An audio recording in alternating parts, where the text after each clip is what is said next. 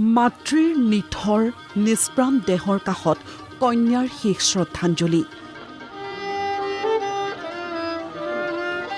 কন্যাই শেষ শ্ৰদ্ধাঞ্জলি যাচিছে মাতৃৰ প্ৰিয় ভায়লিনৰ চনকা সুৰেৰে। বুকু বিদাৰি যোৱা এক নিকৰুণ দৃশ্য।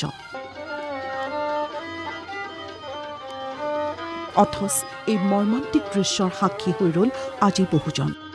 কাৰণ প্ৰাণসম ভায়লিনখন এৰি তেওঁ গুচি গ'ল চিৰদিনলৈ।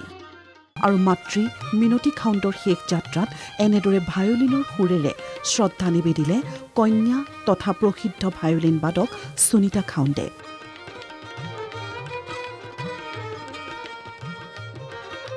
কাৰণ মিনতী খাউণ্ড তেওঁৰ বাবে মাতৃয়ে নাছিল, আছিল এগৰাকী গুৰু, ফিলচফাৰ, গাইড। মোৰ তেওঁৰ লগত 3 লেভেল ৰিলেশ্যনশ্বিপ এটা আছিলে। তেওঁ মোৰ মা, তেওঁ মোৰ গুৰু আৰু তেওঁ মোৰ ষ্টেজৰ সংগী আছিলে। বহুত বছৰ আমি 30-35 বছৰ একেলগে বজাইছোঁ। এতিয়াহে যেতিয়া 4-5 বছৰৰ পৰা ক'ভিডৰ পিছৰ পৰা তেওঁলোকৰো তেওঁৰ স্বাস্থ্য বেয়া হৈ আহিলে, দেউতা ঢুকাই গ'ল ক'ভিডত। সেইকাৰণে মোৰ কাৰণে এতিয়া এটা মাল্টি লেভেল লছ।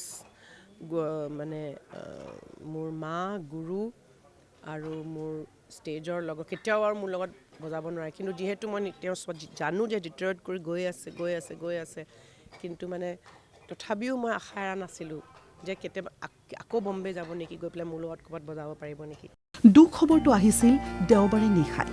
কেইবাদিনীয়া অসুস্থতাৰ অন্তত গুৱাহাটীৰ এখন ব্যক্তিগত খণ্ডৰ হাস্পতালত শেষ নিশ্বাস ত্যাগ কৰে ৰাষ্ট্ৰীয় আন্তঃৰাষ্ট্ৰীয় খ্যাতিসম্পন্ন ভায়লিন বাদক মিনতী খাউণ্ডে। মাৰ আচলতে 2 বছৰ ধৰি মানে অসুখ হৈ আছিলে, বিভিন্ন ধৰণৰ কিছুমান শাৰীৰিক অসুস্থতাত ভুগি আছিলে। এইবাৰ তেখেত ইয়াত এমাহতকৈ বেছিয়ে হ'ল ডাউনটাউন হস্পিটেলত। ক্লট এটা হৈছিলে, সেই ক্লটটো মানে ৰিমুভ কৰিলে। মেজৰ চাৰ্জাৰী এটা হ'ল ক্ৰেনিঅ'টমি। আমাৰ ডাউনটাউন হস্পিটেলৰ নিউৰ' চাৰ্জন বিশেষজ্ঞসকলে এটা টীমে মানে এটা চাৰ্জাৰী কৰিলে। কৰাৰ পিছত চাৰ্জাৰীটো সফলে হৈছিলে, কিন্তু এই বয়সত আৰু মাৰ মানে বহুত বিভিন্ন ধৰণৰ কিছুমান ক'মৰ্বিডিটিজ আছিলে, যাৰ বাবে এই মানে তেখেতৰ সুস্থতা বা তেখেতৰ যিটো মানে আগৰ চেঞ্চৰিয়াম বুলি কয় সেইটো মানে ঘূৰি অহা অলপ দিগদাৰ আছিলে।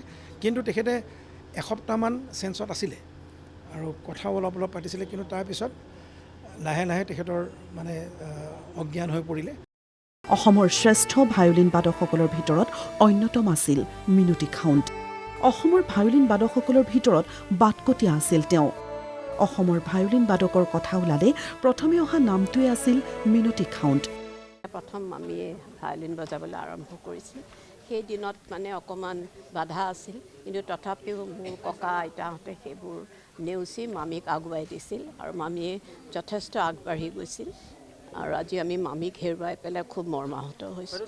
তেখেত খুব মৰমীয়াল আছিল, কাইণ্ড আছিলে। কাইণ্ড হ'লেও কিছুমানে এক্সপেক্টেশ্যন থাকে, তেখেতৰ একো এক্সপেক্টেশ্যন নাছিলে। কাম কৰি যায় তেখেতে, যেনেকৈ মন যায় তেনেকৈ কাম কৰি আছে, কিন্তু একো এক্সপেক্টেশ্যন নাই। সেইকাৰণে তেখেতৰ খুব শান্তিৰে জীৱনটো গ'ল। ভায়লিন বাদনেৰে ৰাষ্ট্ৰীয় আন্তঃৰাষ্ট্ৰীয় পৰ্যায়ত সুনাম আৰ্জিছিল সংগীত নাটক একাডেমী বঁটা প্ৰাপক মিনতী খাউণ্ডে। শাস্ত্ৰীয় সংগীতৰ সাধক হিচাপেও দেশজুৰি নাম আছিল তেওঁৰ। 85 বছৰীয়া জীৱন পৰিক্ৰমাত তেওঁ প্ৰজন্মৰ পাছত প্ৰজন্মক দি গ'ল ভায়লিনৰ শিক্ষা। আনকি কন্যা সুনীতা খাউণ্ডকো তেওঁ গঢ়ি তুলিলে এগৰাকী আন্তঃৰাষ্ট্ৰীয় খ্যাতিসম্পন্ন ভায়লিন বাদক হিচাপে। মাতৃকন্যাৰ যুগলবন্দীৰে দেশ বিদেশত পৰিৱেশন কৰিলে ভায়লিনৰ বহু অনুষ্ঠান। অৱশেষত প্ৰিয় ভায়লিনখন এৰি তেওঁ গুচি গ'ল কোনোদিনেই উভতি নহাৰ বাটেৰে। তেওঁ য'তেই আছে কুশলে থাকক, এয়াই আমাৰ কামনা।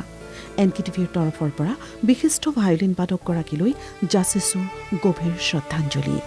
ভিডিঅ' জাৰ্নেলিষ্ট নিতুল কৃষ্ণৰ সৈতে সুকল্যাণ ৰাজখোৱাৰ ৰিপৰ্ট NKTV+।